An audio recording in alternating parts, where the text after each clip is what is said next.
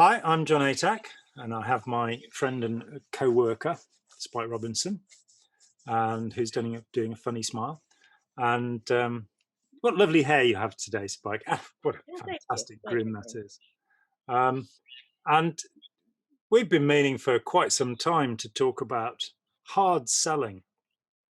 And a differentiation is made between the soft sell and the hard sell. Soft sell is not necessarily a nice thing either. But hard selling is uh, the insistence that people will buy, to quote Lafayette Ronald Hubbard, the insistence that people will buy. I was really shocked back in what was 1982. I'd been involved in Scientology since the end of 1974, and I was running a little artists agency selling paintings, particularly.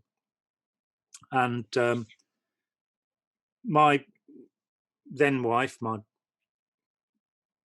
she would be going to become my wife. Let's get technical about that. But my partner at the time was selling paintings, and we thought, well, best to do the Scientology course on selling, which is called the Registrar Sales course, the Reg Sales course, a registrar being a salesperson in Scientology.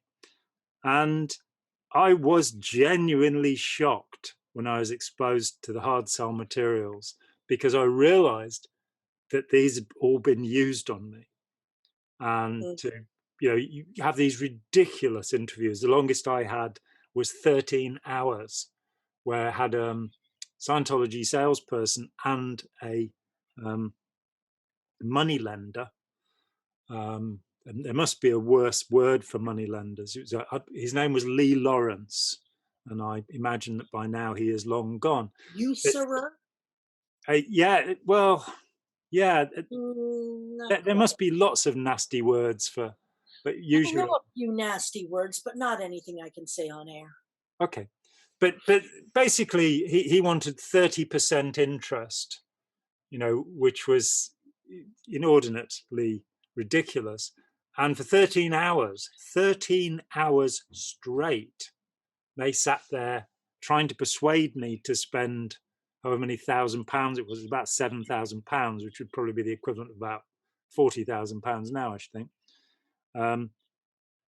And I refused, despite all of that. But it must have been around that time that I became aware of these techniques. And they came from a book by a guy called Les Dane, and who talks about stripping the brick overcoat of resistance. And this was invidious. This was, Hubbard basically justified this by saying, in fact, I think I've got his very words here in a little book, nice little book, very cheap, very. This is really Buy it now. yes, buy now. Otherwise, your life will be incomplete. And you get this lovely photograph of Aleister Crowley as a free gift.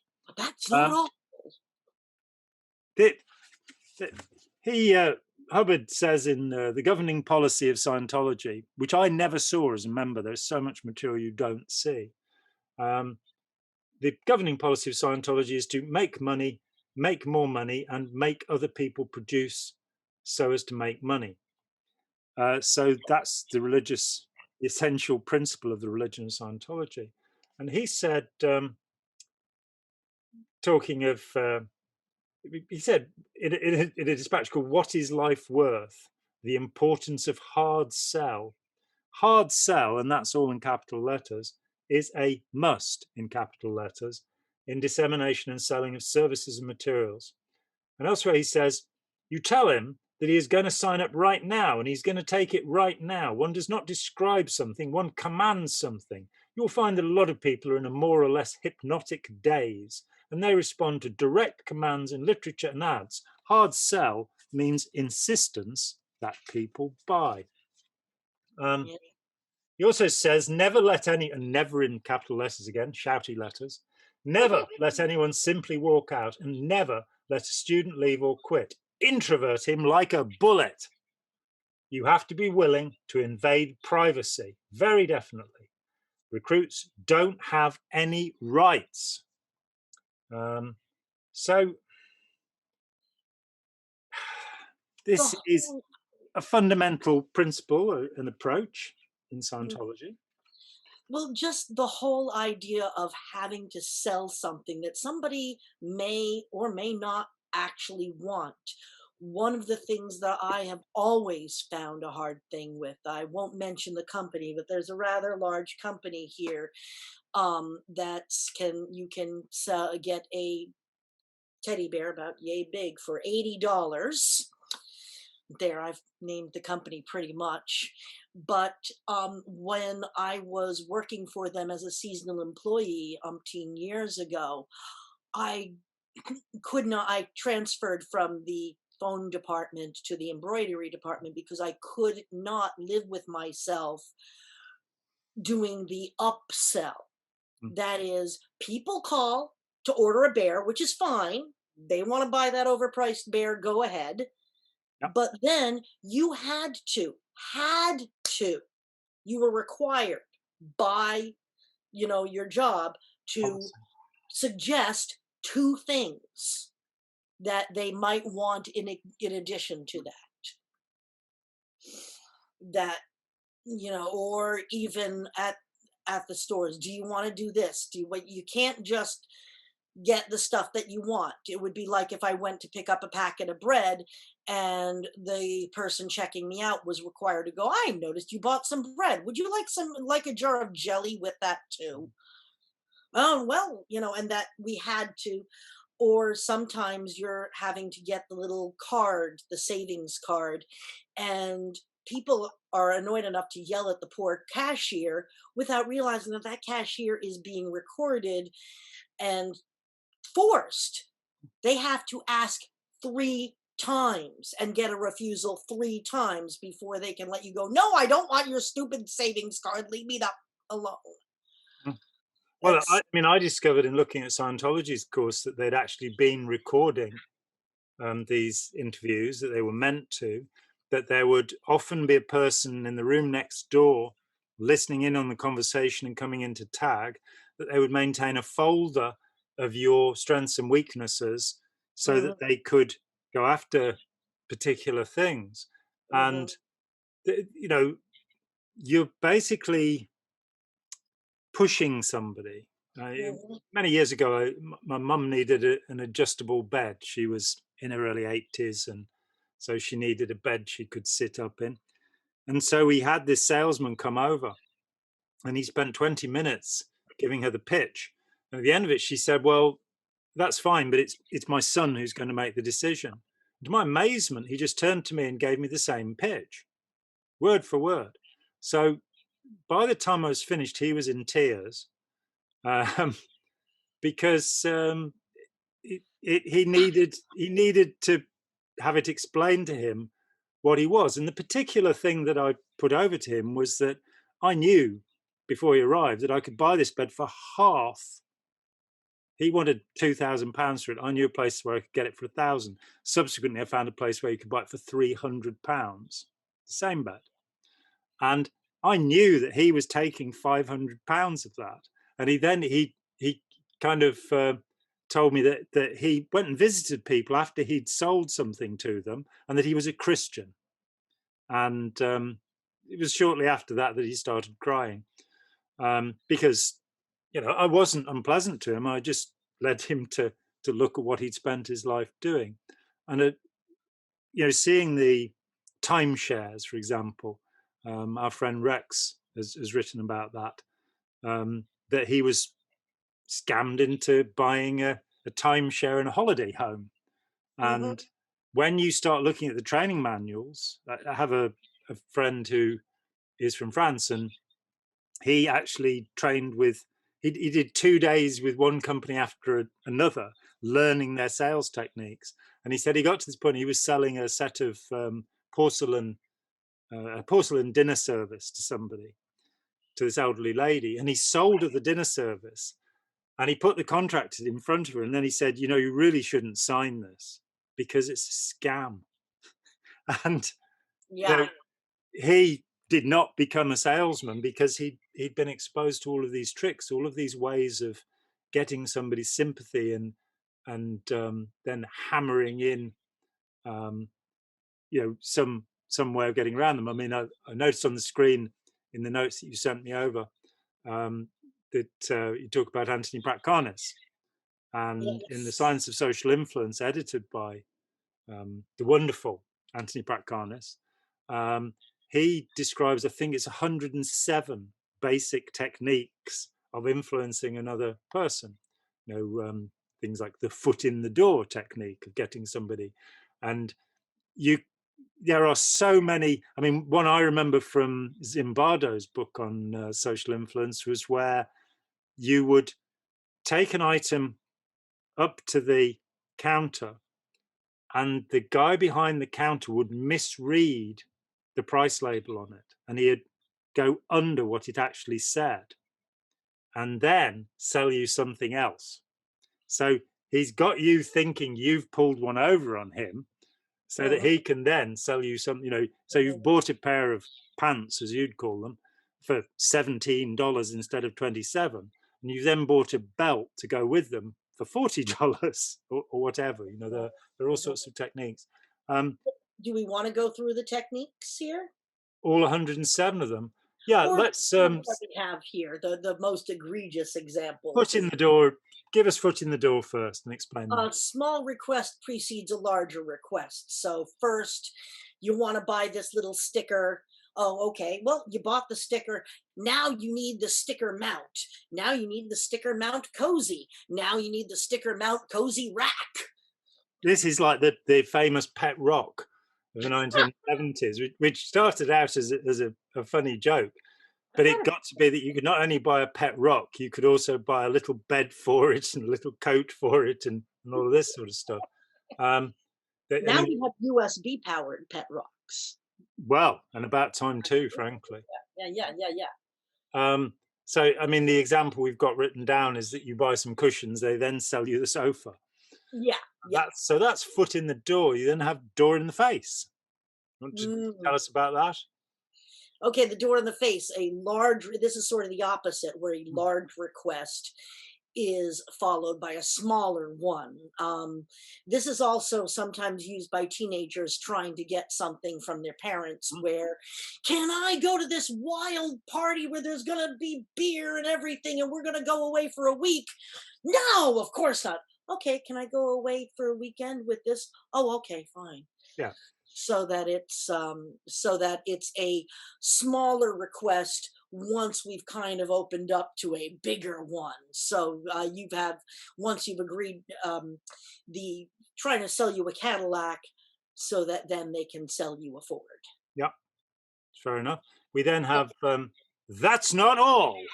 That's not all. This is where we add something, or it's not only this makeup stick. You're also going to get this toothpick with it, or paper clip with it. And that's not all. You're also going to get this fully functional toothpick. Personalized toothpick Personalized with toothpick. your own fingerprints on. Okay. Fair enough. Yep. Fair enough. But you keep on adding on little things, and you don't and you're not just, how much would you pay for this cookware? But that's not all. You also get this spoon. You also get this set of Ginsu knives. Mm. Yeah. And we overcharged you massively on the first item, and at the Yeah. end of it, we'll basically sell you something else. And So that, yeah, we're only making $200 profit instead of 2000. it's like the concept that you're saving money by buying something, which doesn't make sense to me. You'll save money by only spending $60 on this product that would normally cost you $40 somewhere else. Yeah, so you buy the 4-pack of watermelon because it's cheaper that way, watermelon per watermelon. It is. I always buy the 4-pack of watermelons. Then we have lowballing. Lowballing. The hard seller pretends to have offered too low a price once a commitment is made to buy. The purchaser will often go along with the new higher price. I think you mentioned that one already. Well, and that's it. That's with a specific item that you base. Car salesmen are known for this. There's a wonderful movie called Suckers, made by Roger Nygaard, who he interviewed me for a great documentary called The Nature of Existence. He Mhm. also made Trekkies and Trekkies too. But in Suckers, you have an explanation, and anybody who is buying an automobile in the United States, particularly, should watch this movie. It's got a free documentary made with the salesman who advised him on the script, and it's a good movie. It's well made, but it shows you the techniques and the lowballing you'll find among car salesmen, that they'll say, "Oh, I'm sorry, I've talked to my manager and I've given you a price that we can't meet," and Mhm. they'll start working up from there. And of course, they haven't talked to the manager; they've gone outside and had a cigarette, and then come back in. It's all part of the Mhm. process, and deception is an important part of salesmanship, or salespersonship, I should say, not to be. Yeah. And Um, then or scarcity is another one where yeah, this is the last of the examples. The buy now technique, where you this say, toothpick is going fast. yeah, Will eh, not have the ability to buy this toothpick they'll all be anytime gone in by the tomorrow. future. So if you don't buy this toothpick now, you are, and that goes to what we now call FOMO, or fear of missing out. And also, it can be, Prime Day with Amazon or something, that if this is going to be available at this price today and today only. Well, of course, the point is that in a week's time, the people who bought it and realize they don't need it will be selling it without having used it for less than they paid for it through Amazon Marketplace. So When we don't worry. first when we first met, I was just a lowly shop girl at Macy's. And I elevated you to the position of being a Oh! lowly assistant. But I was a sign person. That is, I'm the one who put up all the signs, and it used to drive me crazy, the 12-hour sales. Mm. That is, until 1 p.m., this sweater is 15.99, and then it goes back up to 17.99, but it'll be 14.99 next week on the Because the clearance ones we rack. couldn't get rid of, we got to dump. I Yeah. remember being in LA in 1993, I think it was, long, long ago, and discovering Nordstrom's rack. That you had Nordstrom with all this expensive stuff, and then Mhm. out in the burbs somewhere, you had Nordstrom rack, where you could buy the stuff that they hadn't been able to get rid of, no matter how much they discounted it. And I bought Mhm. the first pair of really comfortable shoes I'd ever had there, which strangely enough were Clark's shoes made in England. And I paid $35 for them, and they would normally have been $100. And they lasted me for 2 years, and I'm very grateful to Nordstrom Rack for that. But you didn't get anybody playing the piano in Nordstrom Rack like you do in a No, regular Nordstrom. no, no. And they actually have something called Macy's Basement now, which Yeah. is to Bloomy's Basement. One thing that's not on this Mm. list is the emotional manipulation, which you kind of touched on a little earlier. This is used where like if you the idea that if you don't buy this brand of white bread, you are a neglectful parent because you're not giving your children the best quality. And the idea that if you buy this other brand, you really don't care about your children. It may cost a little bit more, but And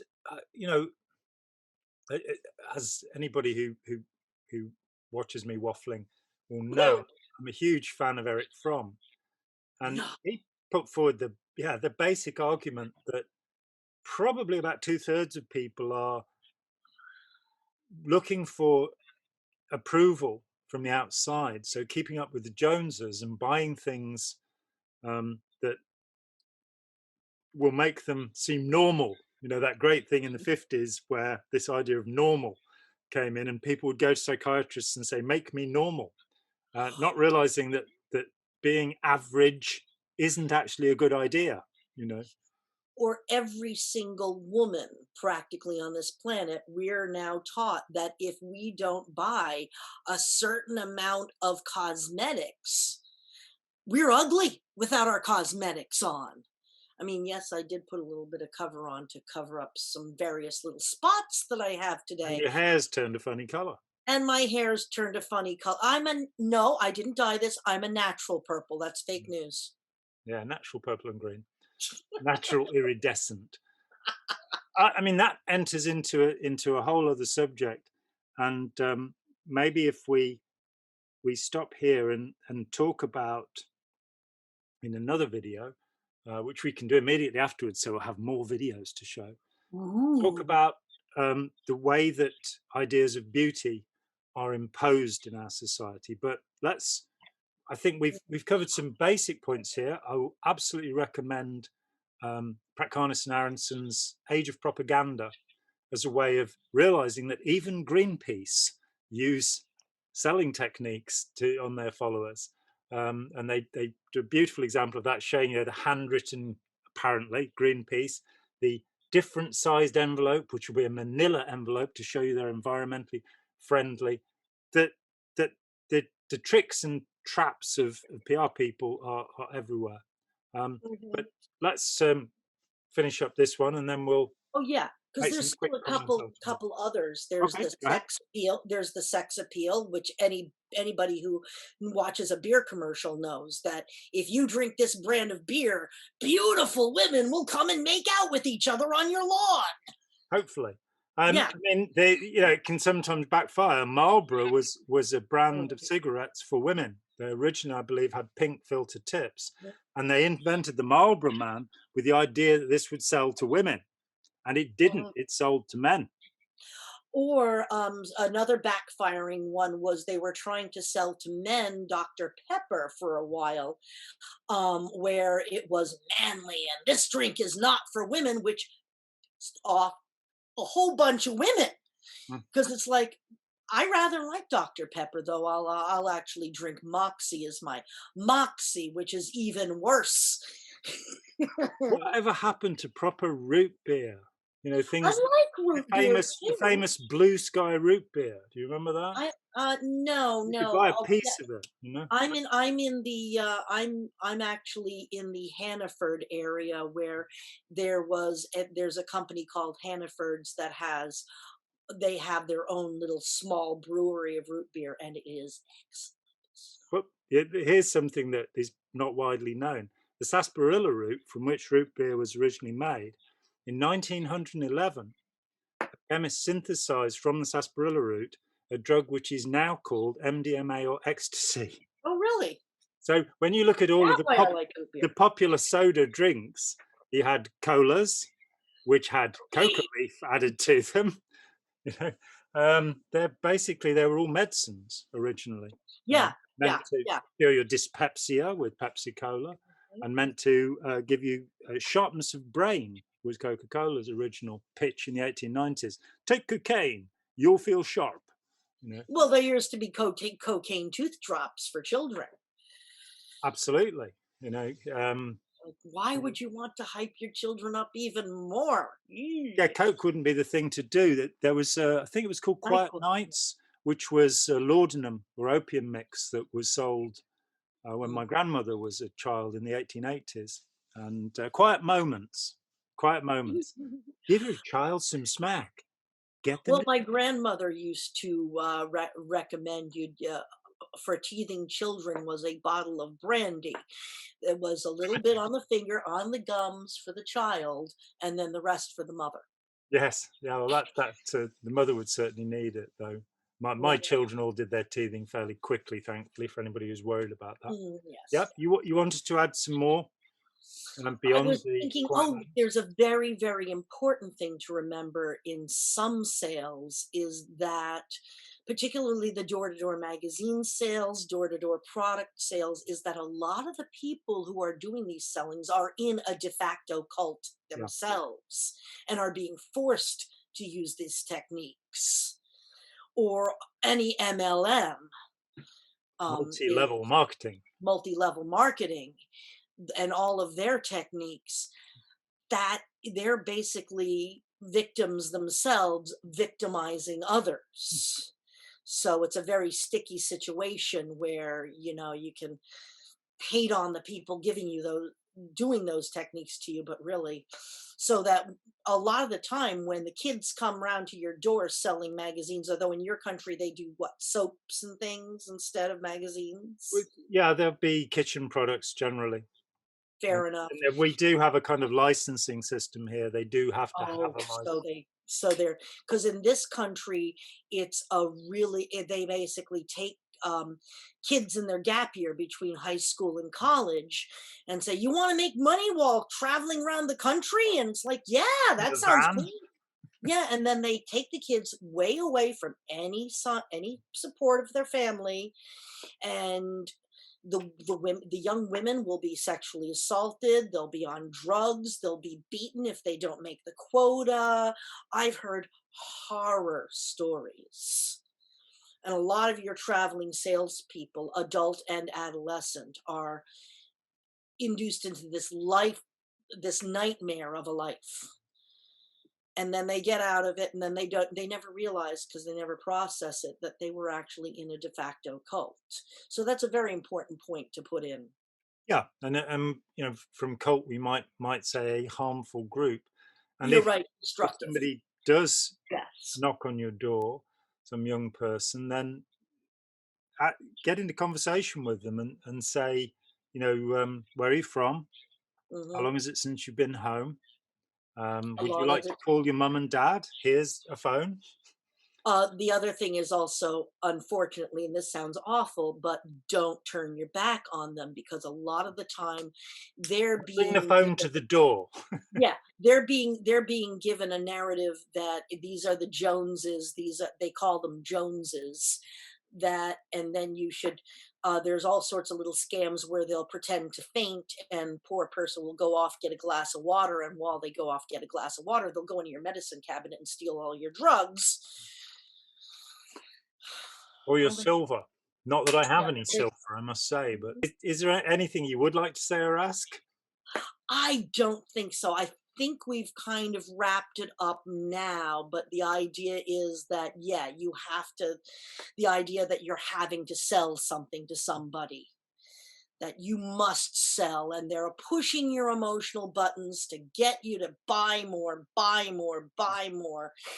Really, we don't need as much stuff as we're being pressured to buy. No, we need a great deal less stuff, and in fact, the consumption of stuff is what is going to make life all the more difficult for our children and grandchildren Hmm. because of our terrible overconsumption. Because we live Yes. as part of this consumer society, and for anybody who thinks that their self depends upon the products they buy or what they Hmm. can show off to others, it's time to wise up and get a life, frankly, and you know do something useful for humanity instead.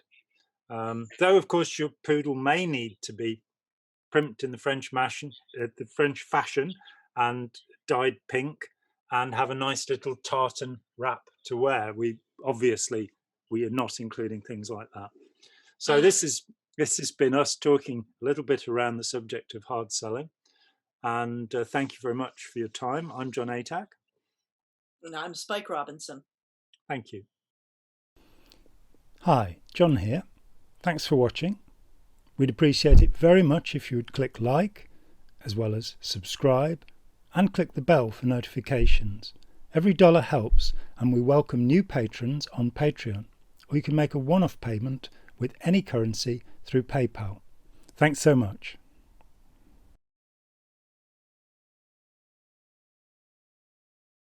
I always buy the 4-pack of watermelons.